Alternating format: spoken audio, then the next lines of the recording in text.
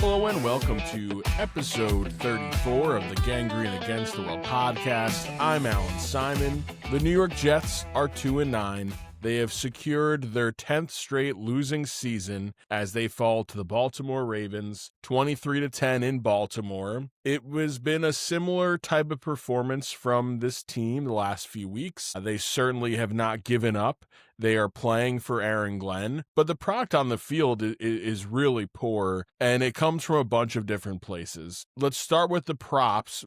And this is a very low bar, but this team is still playing hard for Aaron Glenn. And really, since the Cowboys game, they have not had the doors blown off them. And we've seen, Robert Saleh or Adam Gase or you name the head coach, the amount of no-shows that these teams have had once the team really starts to tank. And I got to give Glenn credit that these guys want to win. Breece Hall, who has that awful fumble, is devastated because he wanted to win that game today against the Ravens. But the decision-making by Aaron Glenn is still really bad in game. He's using his timeouts better, which is great, but those are table stakes for a head coach. But another opportunity where he has the best punter in football right now in Austin McNamara, and they have the ball in their own territory. It is 4th and 2. This is not a tush-push situation. This is where you're probably going to throw the ball. And on 4th and 2 at your own 40-whatever yard line,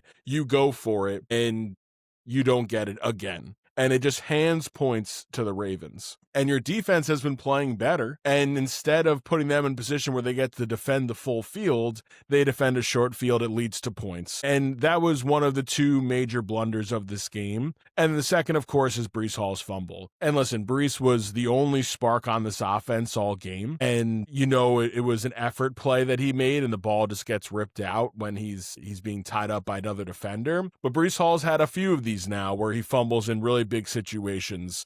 He had a great day today, only 44 yards on the ground, couldn't really get it going, but he had 75 yards in the passing game. He broke off a really long play that set them up to make this game competitive, and it was mostly competitive. Tyrod was fine, 17 of 28, 222 yards, a touchdown, the late pick at the end where he's just hurling it downfield.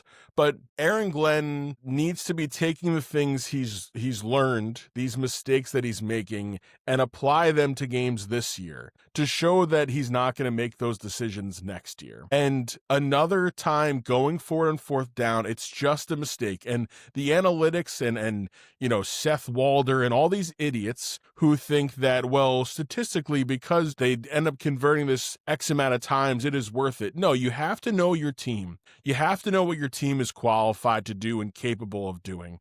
Tyrod Taylor on 4th and 2 needing to throw to a bunch of third-string wide receivers is a huge blunder. It is a huge mistake. Also, the relentless use of Isaiah Davis on 3rd down makes no sense. These are plays where Breece Hall should be in the game to have a chance to convert. And if you get into 4th down and it's on your own territory and it's not an inch, then you punt the ball the other way and you give your defense that has struggled a chance to defend a whole field. And I'm watching the Cowboys-Eagles game right now where two former Jets are really part of just some disgusting play at the end of this game. First, Xavier Gipson fumbles the ball, which looks like it's just going to hand the Cowboys the lead. And then Brian Schottenheimer on 4th down within 6 yards decides to go for it instead of kick a go-ahead field goal with less than 3 minutes left or less than 4 minutes left. These coaches have broken their brains over these analytics. You need to understand the situation of the game. The Giants had a situation today that you can debate. Yeah, the field goal makes it a 6-point game, but you do give the ball back where a touchdown seals the game. To me, that's a risk worth taking where you can win the game in that moment. The Jets weren't winning the game by converting that 4th down. Most likely, even if they convert that, they're going to end up punting in that situation because they're not moving the ball very well as an offense. But instead of using your really good young punter, you give your defense a really bad situation. So the Jets continue to make mental errors, and they keep looking like a traditional bad team. And, I've thought a lot about how I've used that term the last 2 weeks. I do want to give Aaron Glenn and this team credit for for the effort they're putting out there. But I also think that because this team at one point was 0-7, the bar is so low that we're almost giving them too much credit that, hey, you only lost by 13 points today. You covered the spread. You were 13.5-point underdogs, and you covered the spread today. That is a very low bar. At some point, this team needs to show that they can find a way to not be a bad team. And they have easy games ahead of them. This is a game that Baltimore absolutely needed, and for most of it, until that stupid fourth down play, you thought this was really going to be a slugfest, because in the first half, Lamar Jackson looks terrible, Derrick Henry looks slow, and although Henry gets his 2 touchdowns, he's averaging 3 yards a carry, and he is running in mud. Lamar does not look fully healthy to me. He had a hard time making decisions in real time, but the Jets are not a good football team. The Ravens have a really good head coach and a superstar quarterback, and they found the way to win.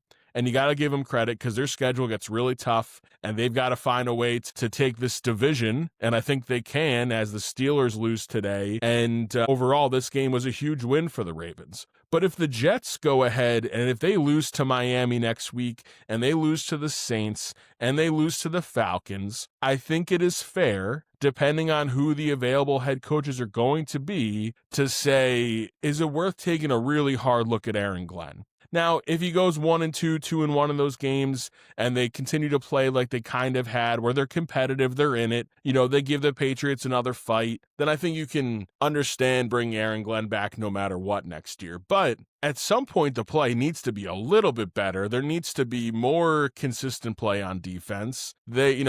Despite the fact that Derrick Henry looks terrible and Lamar looked awful, this team is going to end up being one of the historically bad defenses in terms of impact of all time. They do not have a turnover on the continent of North America this year. Their one fumble was in Europe. Their one fumble was in London against the Broncos. They cannot intercept the ball at all. And because when you look at these defensive backs, and we killed Sauce Gardner for forever about it, look at all these plays in the end zones. Look at all these plays that are deep balls. They're taking shots downfield. No one in the secondary tries to find this ball. And that has to be coaching. You can't tell me that someone isn't saying one time, hey, you know what? When the ball's in the air, go find it, so you don't get a huge pass interference call like we saw today. And you give yourself a chance to make a play on the ball. Tony Adams, it looks like he has a pass breakup, but really that ball's dropped in the end zone. He gets to celebrate like he defended the pass, but he has no idea where the ball is. No one in the secondary has any idea where the ball is. So instead, what you're left with is a team needing to play perfect other than that, because this team is historically bad and making impact plays on defense. I thought Will McDonald looked pretty sharp, although he didn't have the impact we're used to seeing from him. He isn't able to get to Lamar, but it's harder to get to Lamar than it is other quarterbacks. Jawan Briggs did have a nice sack today, and he continues to be a nice player. And, Darren Muji's fingerprints are all over the parts of this team that are effective. Outside of Breece Hall, Briggs has looked really good. Phillips is playing hurt, but he's playing effectively and at least making his presence known on the defensive line. John Mechie has a touchdown again, and he's looked really sharp. And A.D. Mitchell is going to be a hot button topic for this team, I think, for the next couple years.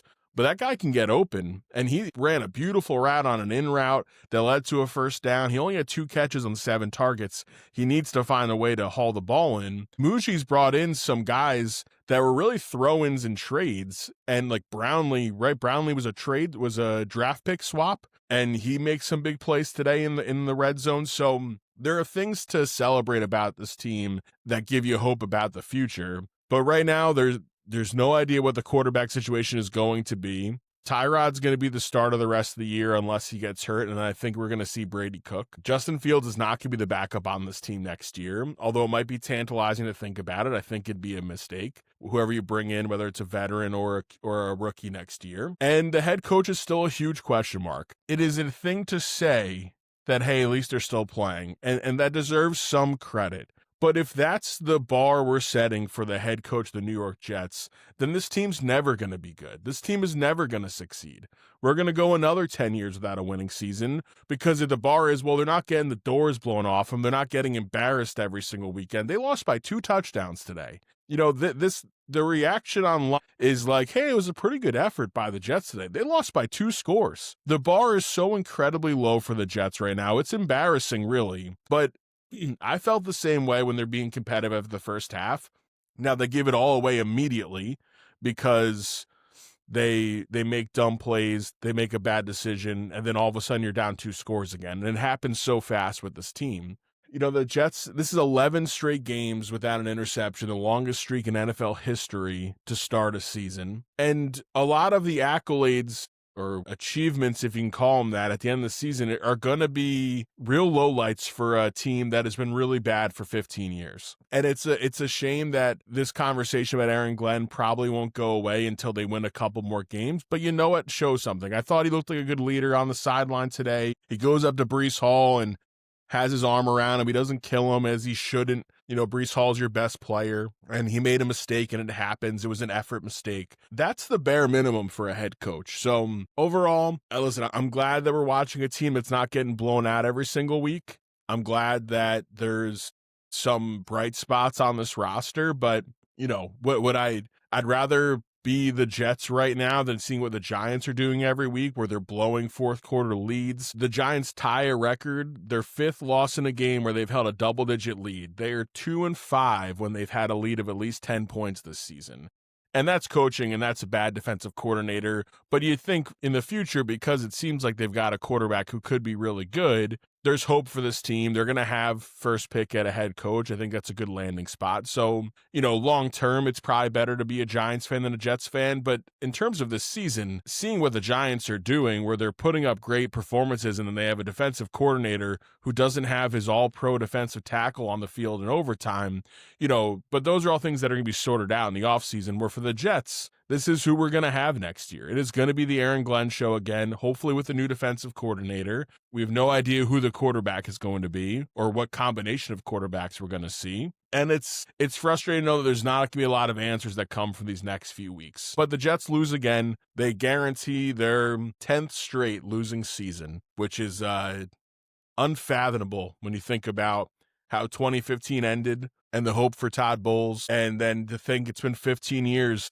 since they made the playoffs, and that AFC Championship game against the Steelers, that's a long, long time ago. So a lot of crazy games today. We'll get into it a little bit later this week. There probably won't be another Gangrene Against the World until after Thursday, so have a happy Thanksgiving, and look out for another episode of Simon Says Sports, as well as get into some of the trades we've seen now, a big trade in baseball, decisions to be made in MLB, and I'll get into more of the Giants situation as well on Simon Says Sports. But the Jets lose, another losing season. They face Miami on Sunday, and the story keeps rolling along. This has been episode 34 of the Gangrene Against the World podcast. I'm Allan Simon. Thank you for listening.